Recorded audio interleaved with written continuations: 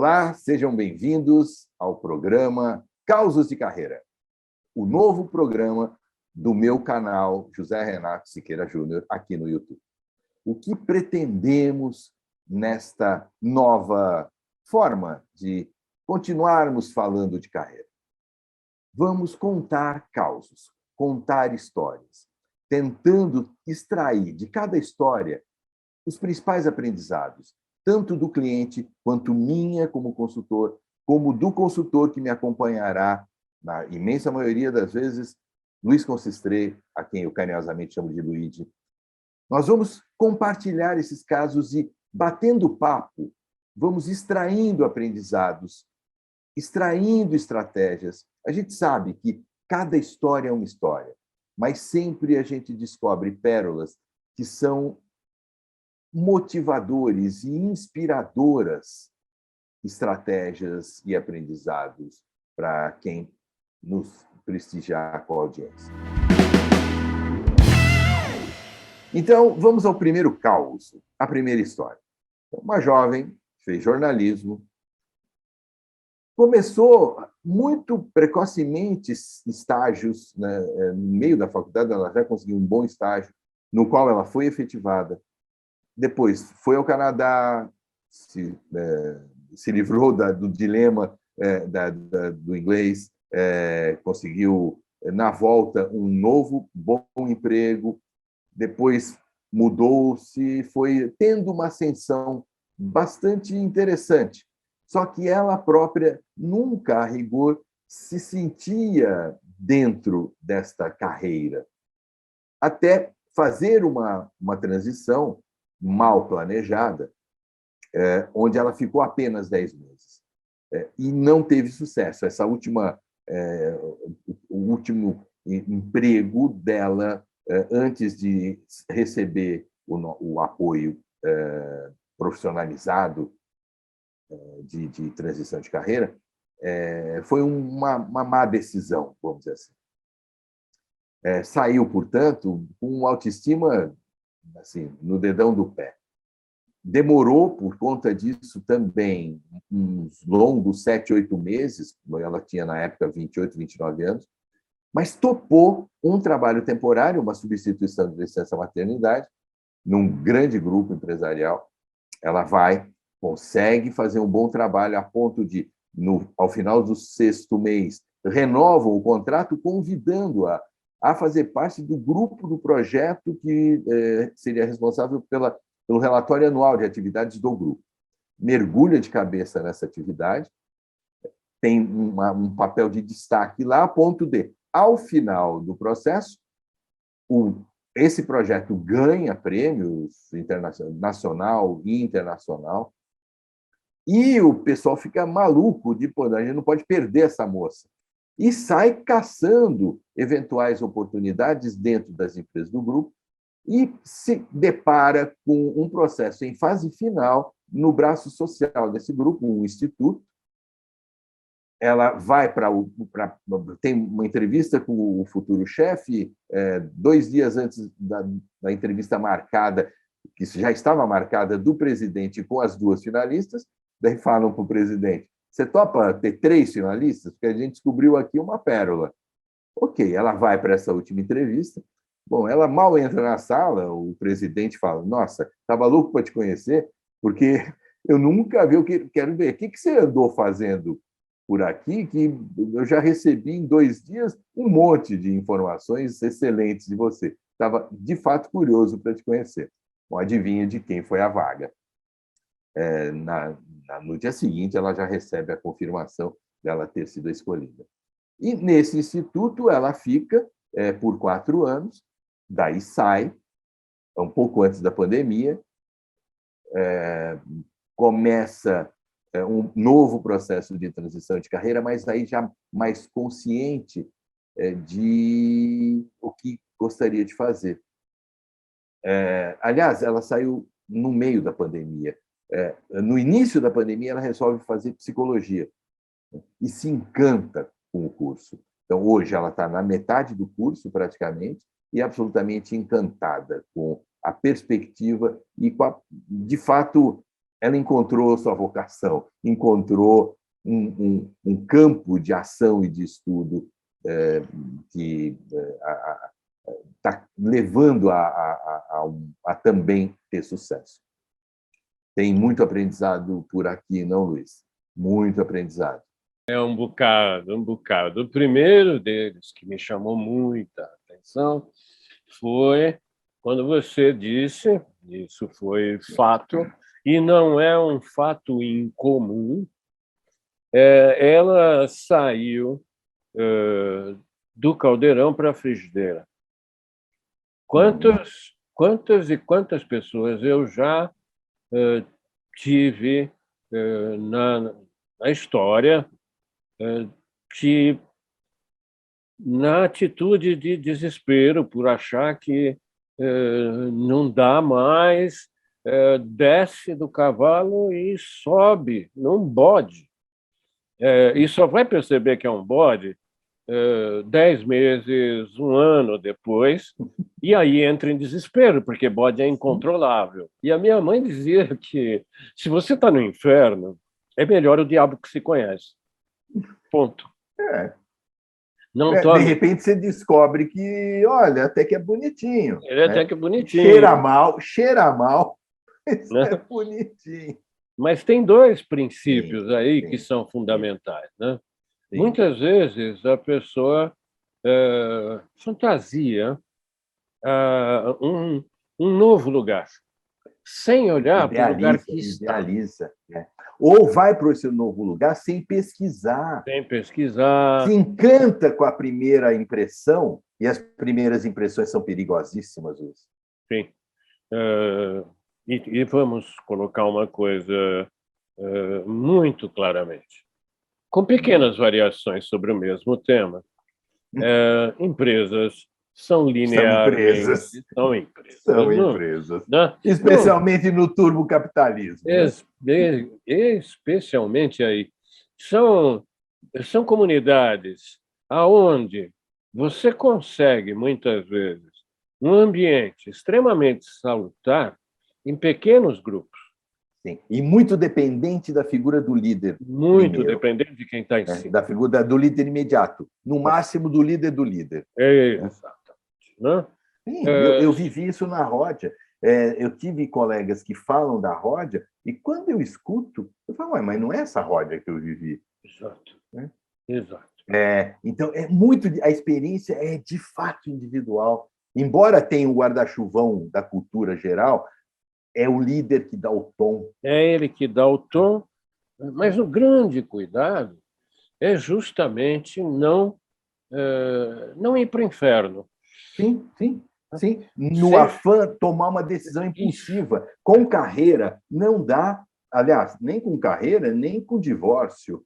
Né? Não, é a mesma coisa. O rompimento de qualquer relação mais profunda, não dá para tomar uma atitude impulsiva, só baseado na emoção. Né? Há quase 100% de chance de a coisa ficar pior do que estava. E aí entra uma coisa importante que você falou, que é a emoção. E aí tem uma coisa que todas as pessoas precisam aprender. Trabalhar é um negócio onde você vende seu tempo de vida e alguém paga, normalmente mal, por este tempo, fazendo dele o uso que bem aprouver à empresa. Assim sendo, quando fala, porque o seu propósito assim, calma, é um contrato que pode ser rompido a qualquer momento por uma das partes e, normalmente, ele é rompido pela parte mais forte. Ponto. Então, assim, essa história de dedicar-se emocionalmente a alguma coisa é muito perigosa. Mas isso não significa não entregar um coração, não é, Luiz? O espírito de profissionalismo não deve ser confundido com paixão. Eu tenho que cumprir, e gosto de cumprir, e me orgulho de cumprir o meu trabalho, mas é cirurgião, filho. Faz a cirurgia de tal sorte que o paciente sai dali andando. Mas quando E termina... você feliz porque você deu tudo de si. E provavelmente o sujeito que foi operado nem vai ficar sabendo que foi você que operou. Mas, quando termina a cirurgia, você tira a luva, você tira a máscara, você tira o teu chapeuzinho, lava bem as mãos e vai para casa. Orgulhoso do que você fez. Agora, se você... E até para um caso específico do cirurgião, e eu me lembro de um amigo, um grande amigo, que era médico, né? Que ele falava o seguinte, que o ortopedista não põe prótese na sogra, nem na mãe. Né? Por quê? Porque aí, forçosamente, há um envolvimento emocional. Do outro lado, para garantir a eficiência, ele tem que ser impessoal. Entendi. Isso não significa que ele não vai dar o melhor de si, pelo contrário. Pelo contrário. Então, eu acho que a romantização do trabalho é uma das coisas, acho que mais... Talvez seja uma das armas e armadilhas, né, de manipulação. Exatamente, né? Exatamente. Porque a promessa é assim, a promessa foi: vem aqui, você vai fazer uma carreira. É assim, tá, mas quem vai matar o meu chefe para que eu substitua? Porque as coisas parecem imutáveis, né? Quem é que vai olhar para mim, né, para que eu tenha uma carreira? Ou eu terei que lutar por isso? Assim, você vai ter que lutar por isso. Você vai ter que lutar, mesmo porque a carreira é sua, o carro é seu, você tem que ser o motorista, né? E não o passageiro. Há muito engano, há muito viés essa empresa tem plano de carreira. Há a ilusão, ainda hoje, Até hoje, de que existe um Big... como é que chamava? Do 1984? Big Brother. Um Big Brother, né?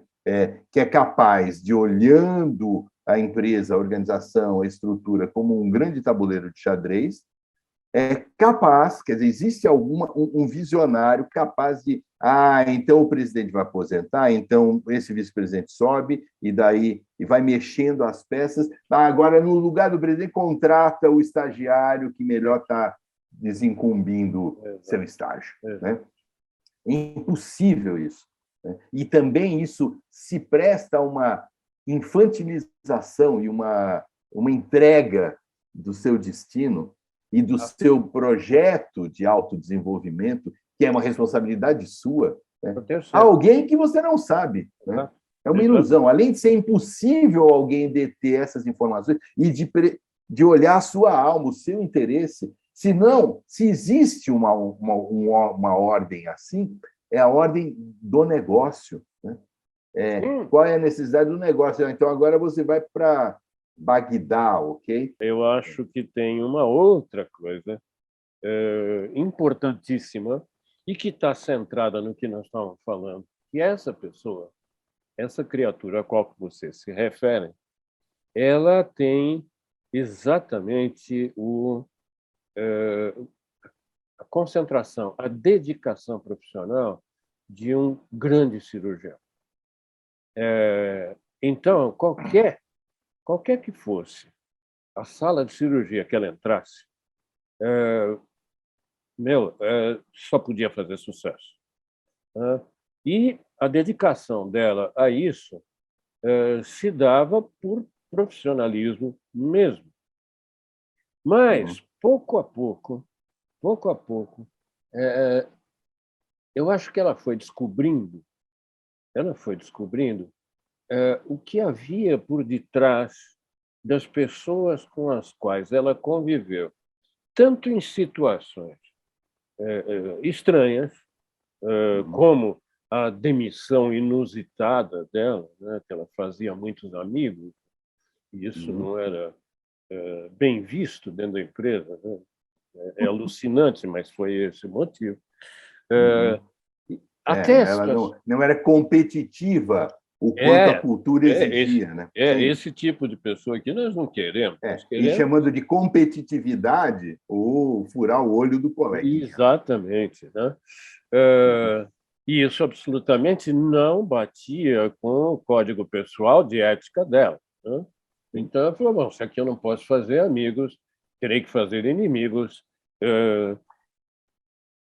Então, aí tem um outro aprendizado, né? Que importância eu saber antes, de fato, que apito toca, que apito se toca neste lugar. Nesse lugar. Combina com o meu tom ou não? Isso certamente não vai descobrir vendo sites, vendo anúncios, vendo toda a comunicação institucional. É só falando com quem trabalha, quem trabalhou, quem é cliente, ou foi, quem é fornecedor, ou foi. Eu já reparei como as empresas não têm vergonha nem medo de assim esturricar a sua cadeia de fornecedores. Sim, sim. Aliás, fala bonito, né, para o meio ambiente, mas a mata sem dó, sem piedade e sem vergonha. E burramente, né, porque quem faz isso incorpora para dentro do seu sistema tudo que o teu fornecedor que está com a corda no pescoço consegue fazer de ruim. Você vai perder confiabilidade. Né? Acho que nessas andanças ela começou a perceber uma coisa que normalmente existe aqui ao nosso redor, né? A flora não é tão rica, mas a fauna é bastante variada, né? E a fauna a que me refiro são os N milhares de milhões de bilhões de zilhões de tipos humanos, comportamentos, valores, crenças que existe por detrás de cada um de nós. Muitas vezes tampados pelo personagem que temos que né? O CEO da empresa que fala quase religiosamente sobre os destinos da organização que ele louva e se ajoelha perante o altar do logotipo, até o pobre estagiário que chega lá e vê aquilo e se encanta com as possibilidades que não existem. E quando ela começou a ver essa mecânica, eu acredito que ela resolveu partir para o indivíduo, para olhar o indivíduo um a um, na sua essência. E esse é o roteiro que ela está traçando agora para a vida dela, numa mudança que, mais uma vez, de todas as mudanças que ela fez, pessoa jovem, extremamente inteligente, eu acredito que essa mudança é a mudança que vai dar a ela a significação não de uma carreira, mas de um trabalho. Sim, sim. E o espaço que o trabalho tem na sua vida. Na sua vida. Né? Que é bastante claro. Né? Que é bastante claro. Cada um de nós precisa efetivamente olhar o seu trabalho de uma maneira muito séria, mas muito sua. Se preparar para não ser vítima, por exemplo, do que aconteceu com ela, que saiu achando-se um bicho. Né? Que, assim, não, e qualquer um que é demitido, né? Eu senti isso. Né? Rola uma reflexão, um olhar de fato onde é que eu errei. Exatamente. Eu acho que nessa trajetória dessa moça extraordinária, né, tem uma série de episódios que foram fazendo com que ela se reencontrasse a si mesma, abandonando os grilhões dos conceitos de carreira, de que você deve se moldar. Tem pessoas que até se moldam, mas isso vai custar lá na frente, né? Sim. Mas, normalmente, moldar-se é abrir mão de muita coisa, e tem gente que não abre, a menos que tenha segundas intenções. Sim, sim, sim. No caso dela, extremamente forte, assim, cara, se eu tô sendo mandado embora porque eu faço amigos, isso aqui é o inferno. Eu não admito isso.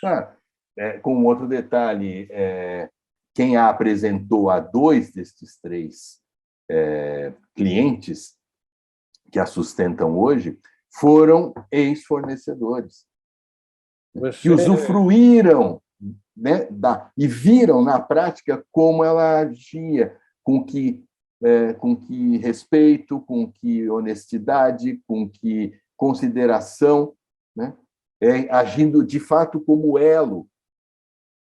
Então, perfeito, perfeito. Você lembra da primeira página daquele livro que eu escrevi tempos atrás, onde está escrito que a sua capacidade de conseguir trabalho, né, depende de você ser referência para um grupo de pessoas não necessariamente influentes.